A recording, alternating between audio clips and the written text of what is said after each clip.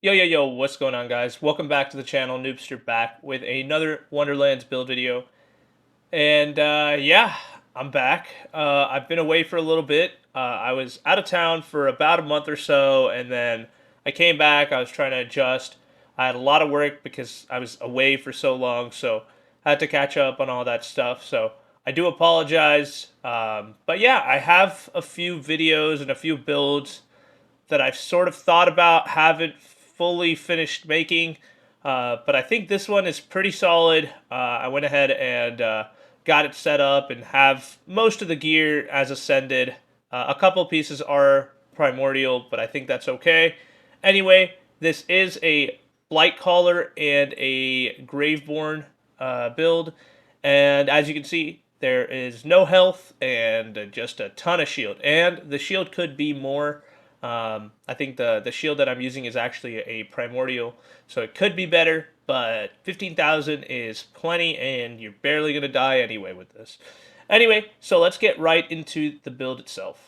Alright, guys, so here we are. So as you can see, we kind of went 50-50 with the Graveborn and the Blightcaller tree. So we'll start off with the Graveborn tree. So we're starting off with Mortal Vessel. Now, this is really not for the maximum health part, but I think maybe, I'm not sure if the Deathless works in ways where it makes your max health make your shield bigger. If so, then the max health does help a little bit, but for the most part, we just wanted the dark magic efficiency. We want to use dark magic as our source of healing. There's not really much else that's helping us, so the efficiency is going to help keep our health up, or our shield in this case. So yeah, that's why we went 5 out of 5 in this.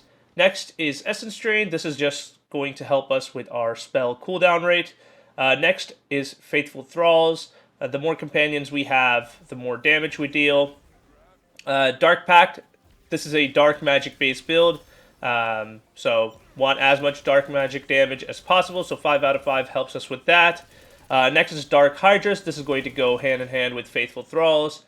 And the more companions we have, the more damage we're going to do through this. So that's why we went 3 out of 3 in here. And then we skip down all the way to Lord of Edges, which basically, the lower your health is, you get increased damage dealt and increased damage reduction.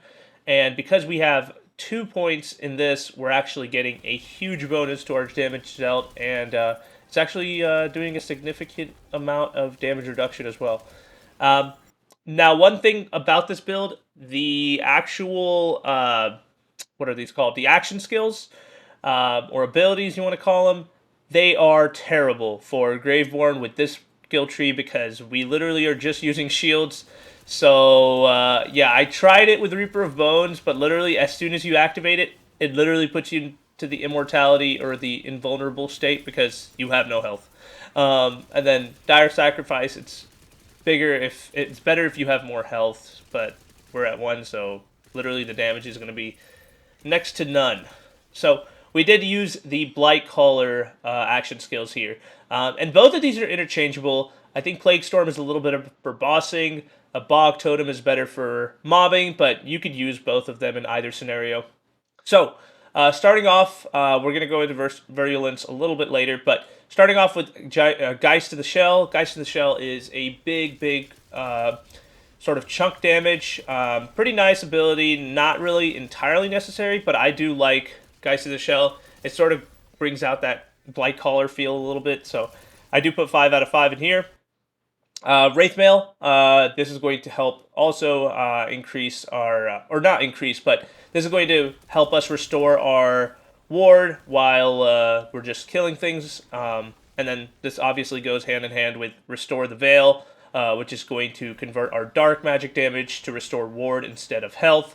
So yeah, this is just a little bit extra to make sure that we're not going too low with our shield.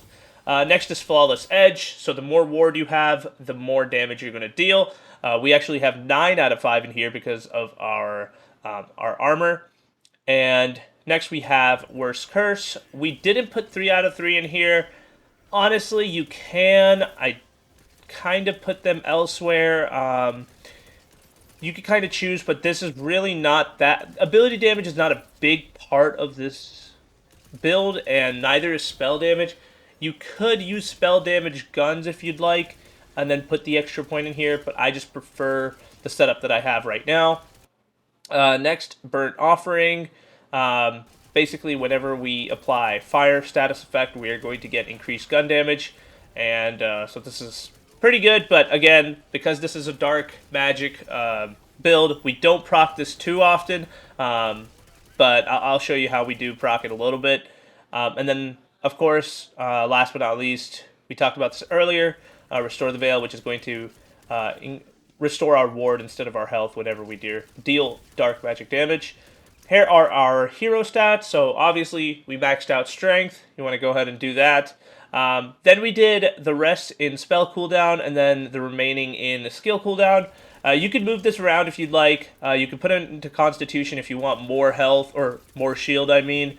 And then you could also put it into Dexterity, because this build does not land too many crits, so I can completely understand. But this is what we've done for now. We're trying to have our spell back as soon as possible. So this is the setup.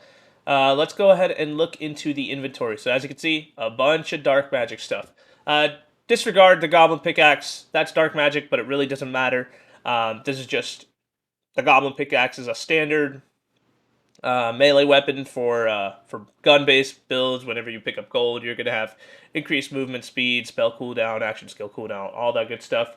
And then Archmage is also going to help us restore our spell a little bit. But the enchant here is on spellcast, increase damage dealt by 15% for 10 seconds.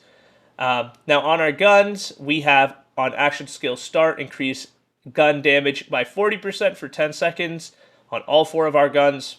I really am only using these 2. The Wizard's Pipe is nice, but I would not recommend it for bossing at all. The Ruby Spike can do bossing, but personally, if you have a Sword Explosion, use that. That's just, it's the best. It's, in my opinion, the best gun of the game. So, yeah, this is what I'm mainly using for mobbing. This is what I'm using for bossing. I just love the effect that the Ruby Spike has after you get a kill, where it just tracks the bullets and just shoots super fast. It's just really nice, and I like it a lot. But yeah, those are the 2 main weapons. I just threw a couple of extras, just if you want to have fun and play around with them. Next, the rings. These are our standard mood rings. We've included a couple of mood rings. We have some other mood rings. We have some championship rings, which are really good for bossing. So whenever you are using the Sword Explosion for bossing, I would recommend these. So yeah, just the standard go-to stuff that I have in my gun builds. If you haven't, check them out. You'll see a bunch of other different character combos. But yeah. Next, the Body Rune, with the enchant on spellcast, increase elemental damage by 20% for 5 seconds. This is where we're going to get our fire damage. Whenever we get a kill, we're going to restore our maximum health, which I really don't think that matters, because we don't have max health. And we're going to deal a bonus 20% fire damage. So yeah, this is going to help proc Burnt Offering a little bit too. So that's mainly why we have it. And it's got a good capacity. Again, this is only primordial. You can make this higher and have an even bigger shield.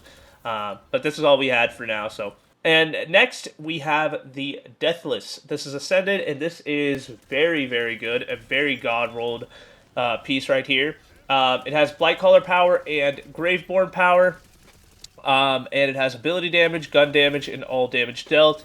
And this is what's going to make our health at just 1, and it's going to make our ward capacity insane. So, a really, really good armor piece here just for our skills, and it's going to give us that big boost from Lord of Edges here. Alright, next we have the Joint Training. This is a Dark Magic and Graveborn power with all damage dealt. The reason I like the Joint Training, it's a little weird, and it doesn't work all the time, but whenever we score a critical hit, our companion's critical hit chance is going to increase by 80% for 6 seconds. And then, in turn, when the companion scores a critical hit, our critical hit damage is going to be increased by 30%. So it kind of is a cycle, and you can kind of keep, going in an endless loop with this. At least that's what I'm thinking. I don't really know how often it procs, but you know the amulets aren't gonna be of too much other help aside from giving us a little bit of extra damage. So yeah, this one works for me, and give it a try. And last but not least, we have a Buffmeister, a Dark Magic Buffmeister, with the enchant on spellcast, increase gun damage by 30% for 10 seconds. This is Pew and Kachow, so it's going to be gun and ability damage. And it has 2 spell charges, so you can use them twice. So have fun with that. But yeah, that is pretty much the build. Give it a go. Let me know if you've used it. Here's a quick look at my myth rank, by the way. So here's the Archmage, here's the Blade Master, the Deadeye, and then the Druid. I have stopped spending more myth rank points, so hopefully it won't skew it too much. But yeah, guys, just give this build a try. Again, if you don't know the gist, I'm going to put the save file in my Discord, and the link to my Discord is going to be in the description. If you are a PC player, feel free to grab the save file. Save files do not work on console, so if you're Xbox, PlayStation, feel free to just hit me up on Discord itself. I'm Awesome Noobster. You'll see me if you join the Discord channel. And just let me know that, hey, man, I was looking for the build, you know, and don't even say, like, are you still distributing them? Yeah, I am. So, yeah, don't hesitate. Reach out. You can also reach out to the rest of the community. I'm sure somebody could help you out, but if not, I'm always there. But yeah, guys, so yeah, if you do want the build, just hit me up and I'll get that over to you. Anyway, that pretty much wraps it up. I hope you guys do enjoy this build. Again, sorry about the lack of videos, but hopefully I can get a couple more videos out soon enough as I get these builds ready. But yeah, guys, let me know what you think about this one. I'll put some gameplay throughout the video, hopefully. But yeah, guys, that's pretty much it. Hope you guys enjoyed, and I'll catch you guys next time. Peace.